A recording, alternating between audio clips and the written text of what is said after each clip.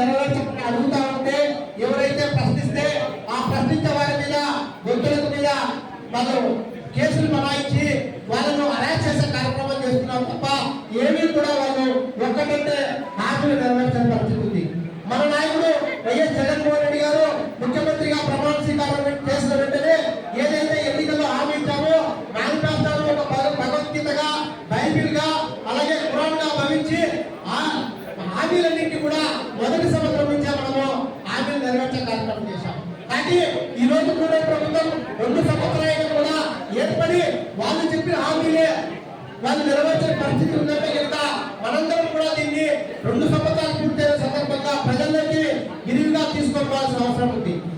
ఆనాడు మన నాయకులు ఏదైతే మేనిఫెస్టోలో మనం ప్రతి ఒక్కరూ గుర్తు పెట్టుకోవాలని చెప్పారో ఈ రోజు కూడా మనం ఒకటే చంద్రబాబు నాయుడు యొక్క మేనిఫెస్టోను ప్రతి ఒక్కరూ మనం గుర్తు పెట్టుకొని మన డివిజన్ పరిధిలో ఉన్నటువంటి మన డివిజన్ లో ప్రజలకు ఖచ్చితంగా రోజు గుర్తు చేయాల్సిన అవసరం మనందరి మీద ఉంది. మనకి ఇప్పుడు ముఖ్యంగా ఈ కార్యక్రమం యొక్క ముఖ్య ఉద్దేశం ఏంటంటే మన నాయకుడు చెప్పింది ఏదైతే 2 సంవత్సరాల తర్వాత మన బాబు షూరిటీ భవిష్యత్ గ్యారంటీ అని చెప్పేసి ఆయన 6 పేజీల మేనిఫెస్టోను వాళ్ళు ప్రకటించడం జరిగింది.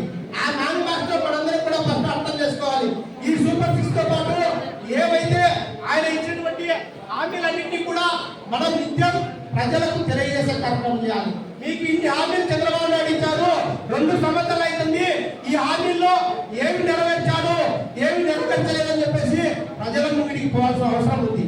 ఈ రోజు ఈ కార్యక్రమం అయిపోయిన తర్వాత మనకు 12వ తేదీ భారీ ఎత్తున ర్యాలీ ఉంది కాబట్టి మనం ఈ 3 రోజులు మన అధ్యక్షులు యువత అధ్యక్షులు చెప్పినట్టు మన వాళ్ళు వక్తలందరూ చెప్పినట్టు ఫస్ట్ మన డివిజన్ ప్రజల్లో ఉన్నటువంటి నాయకులు మన డివిజన్ లో ఫస్ట్ దీని మీద అవగాహన తీసుకొని రావాలి.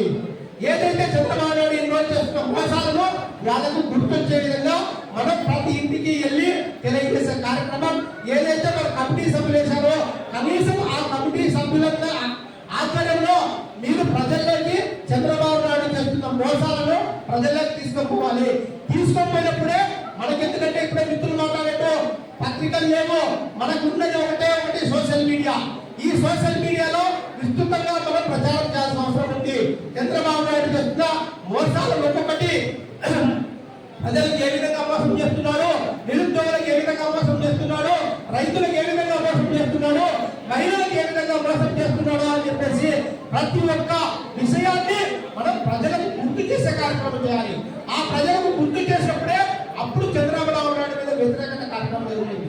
ఆయన ఏం చేస్తున్నాడంటే ఏదో ఒక 2-3 కార్యక్రమాలు చేసి తనకున్నటువంటి మీడియా ద్వారా ఏదో సూపర్ 6 అన్నింటినీ కూడా నేను అమలు చేశాను, నేను ఇచ్చిన వాగ్దానాలన్నీ కూడా అమలు చేశానని చెప్పేసి అబద్ధం ప్రచారం చేసుకుంటున్నారు. వాటన్నిటినీ మనం తిప్పుకొట్టాలంటే మనకున్నది ఒకటి మన వైఎస్ఆర్ కాంగ్రెస్ పార్టీ సైనికుల మీద మనం ఇప్పుడు ఏర్పాటు చేసుకున్నటువంటి కమిటీ సభ్యులు వీళ్ళ ద్వారా మనం సోషల్ మీడియా ద్వారా వీళ్ళ ద్వారా ప్రజల్లో పూర్తిగా అవగాహన కల్పించినప్పుడే రాబోయే కాలంలో మనం చంద్రబాబు నాయుడు ఢీకొట్టగలుగుతాం అనేది మనందరం కూడా గుర్తించాలి. లేదంటే ఇదే విధంగా మనం కార్యక్రమాలు చేసుకుంటూ ముందుకు పోవాలి, ప్రజల్లో అవగాహన కల్పించాలి.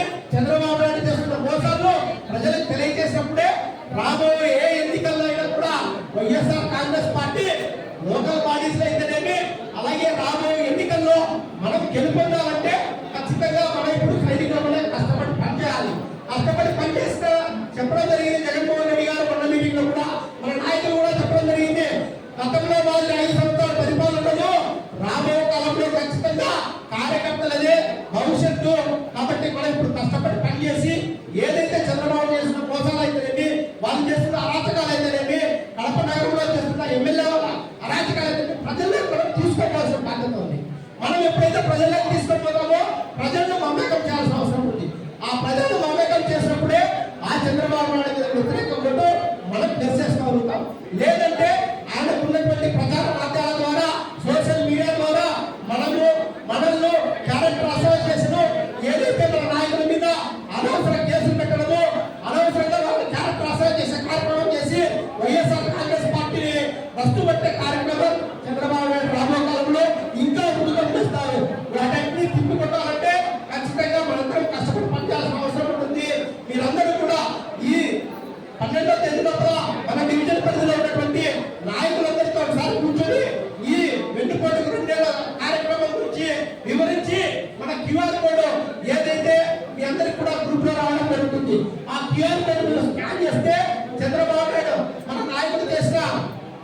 ఏవైతే అభివృద్ధి కార్యక్రమాలు ఆయన ప్రవేశపెట్టిన సంక్షేమ పథకాలు ఆయన ఎంతమందికి లబ్ధి చేకూర్చారో ఆ వివరాలు ఒక పక్క ఉంటాయి.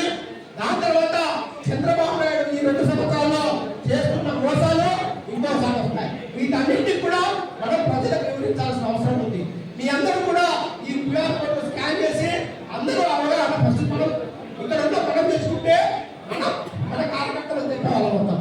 ఇవన్నీ చెప్పినప్పుడే మనం చంద్రబాబు నాయుడిని ఎదుర్కోవాలంటే